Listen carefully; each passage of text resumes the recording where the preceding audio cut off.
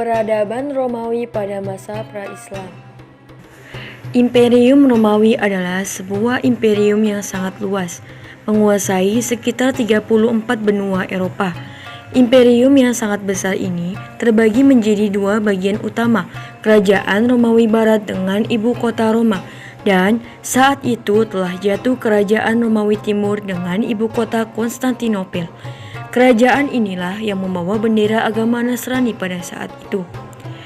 Kondisi keberagamaan. Pertikaian yang terjadi di antara mereka demikian besar, perbedaan antara mazhab ortodok dan gereja timur, serta perbedaan antara mazhab katolik dan gereja barat sangatlah tajam, sehingga menimbulkan peperangan-peperangan dahsyat yang menyebabkan tewasnya puluhan ribu manusia. Bahkan di dalam negara Romawi ortodok timur saja berkobar pertikaian yang sangat mendalam. Sekte Al-Muqaniyah melakukan penyiksaan terhadap sekte lawannya dengan cara yang sangat kejam, yaitu dengan membakar atau menenggelamkan mereka hidup-hidup. Padahal mereka masih dalam satu aliran, yaitu aliran Kristen Ortodok. Setiap sekte memiliki perbedaan dalam beberapa juz tertentu pada kitab suci mereka, sebagaimana setiap sekte memiliki gereja sendiri-sendiri yang tidak mengizinkan anggota sekte lain melakukan ritual peribadatan di dalamnya. Kaum muslimin menyelamatkan mereka dari penindasan itu dan membiarkan mereka yang masih mau tetap memeluk agama mereka. Kondisi akhlak. Imperium Romawi menderita degradasi moral yang sangat parah disebabkan oleh lambatnya usia pernikahan. Karena harta kekayaan dalam jumlah besar hanya dimonopoli oleh segelintir orang yang sangat berpengaruh. Sementara rakyat hidup dalam kondisi sangat miskin. Para pemuda pun tidak memiliki biaya untuk menikah.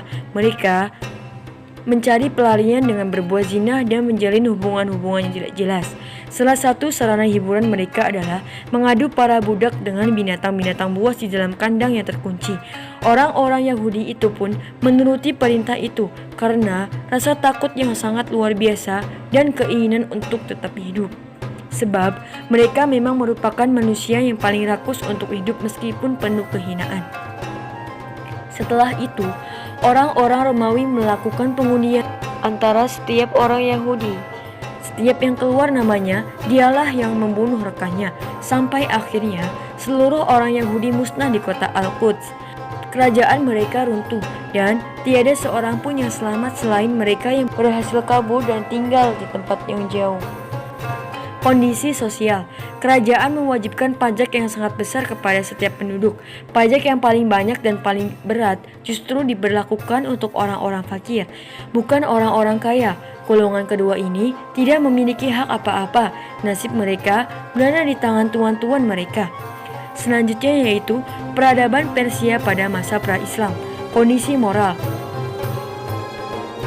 Ada pula yang menikahi ibunya sendiri. Masyarakat bangsa-bangsa lain ketika itu mengingkari perilaku bangsa Persia yang melakukan pernikahan saudara ini. Pada zaman kekuasaan Kafal, muncullah seseorang lelaki yang disebut-sebut sebagai filsuf. Padahal sejatinya ia adalah musibah dan bencana besar yang menjerumuskan Persia ke dalam lubang kehancuran. Artinya, mereka semua dipandang sama dalam memiliki dua hal ini.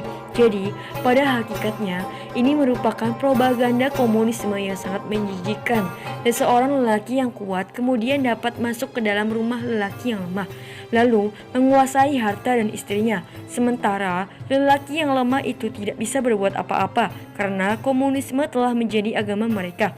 Tidak ada penghormatan terhadap kepemilikan pribadi, sehingga orang-orang tidak mau bekerja lantaran tidak bisa mengambil manfaat dari upah yang mereka peroleh. Kisra Kafat merestui semua fenomena ini karena menganggapnya sebagai agama, sehingga rusaklah seluruh manusia yang ada di masyarakat ketika itu.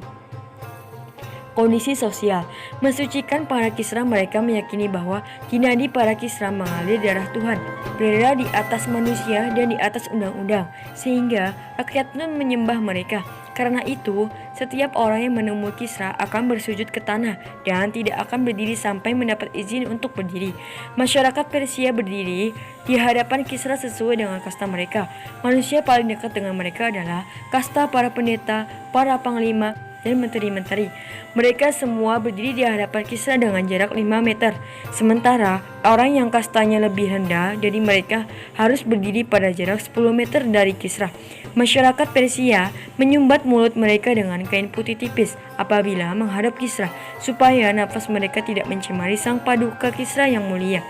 Kedudukan manusia di dalam masyarakat Persia tunduk di bawah aturan kasta-kasta sosial yang sangat ekstrim. Kasta rakyat biasa, jumlah mereka lebih dari 90% penduduk Persia. Mereka adalah para pekerja, petani, pedagang, prajurit, dan budak. Mereka tidak memiliki hak sama sekali, bahkan sampai harus diikat dengan rantai dalam peperangan. Setiap rantai mengikat 10 orang prajurit. Kondisi politik: jika tidak menemukan lelaki dewasa dari keluarga Sasania untuk diangkat sebagai raja, mereka akan mendaulat anak laki-laki yang masih kecil dari keluarga itu sebagai raja mereka, sebagaimana yang mereka lakukan terhadap Ardashir, putra Sheroya yang baru berumur 7 tahun.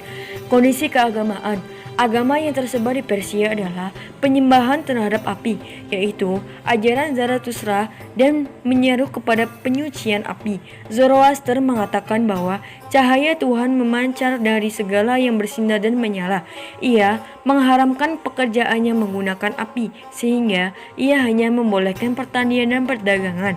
Penulis buku 100 tokoh memasukkan Zoroaster sebagai salah satu tokoh yang paling berpengaruh di dunia. Tentu saja, ini merupakan standar penilaian yang sangat buruk, karena ia menyandingkan para nabi yang menerima wahyu dari Allah dengan para pendusta dan penipu yang membuat-buat agama lalu menjajakannya kepada orang banyak. Seorang sejarawan Andalusia bernama Sa'id menulis buku berjudul Tobaqul Umam yang menjelaskan kondisi negeri-negeri di zamannya. Bisa jadi itu disebabkan oleh terlalu jauhnya matahari dari kepala mereka, sehingga temperamen mereka menjadi dingin, moral mereka bejat dan buruk, pemahaman yang baik tidak mereka miliki, mereka dikuasai oleh kebodohan. Mereka beranggapan bahwa kotoran badan mereka yang berasal dari tumpukan keringat berhasiat menyehatkan badan mereka. Al-Bakri, penulis kitab Al-Masalik wal Mamalik, bercerita tentang kondisi Rusia di sana. Terdapat sebuah daerah bernama Ausan yang memiliki wilayah sangat luas.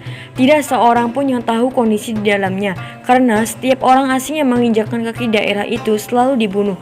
Bandingkan hal ini dengan Islam yang datang persis pada masa itu. Demikian itu disebabkan karena mereka kaum yang tidak mengetahui. Al-Bakri juga mengabarkan kepada kita tentang beberapa kelompok masyarakat Sakaliba yang mendiami kawasan Eropa Utara.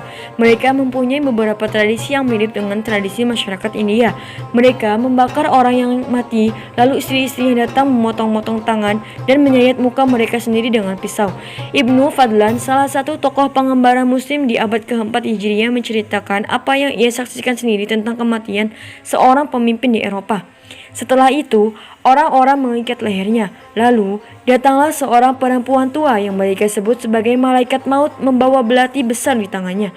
Lalu, menusuk berkali-kali dadah wanita tersebut. Sementara, kaum laki-laki mencekiknya dengan tali hingga mati. Setelah itu, mereka membakarnya dengan tuannya yang telah meninggal itu.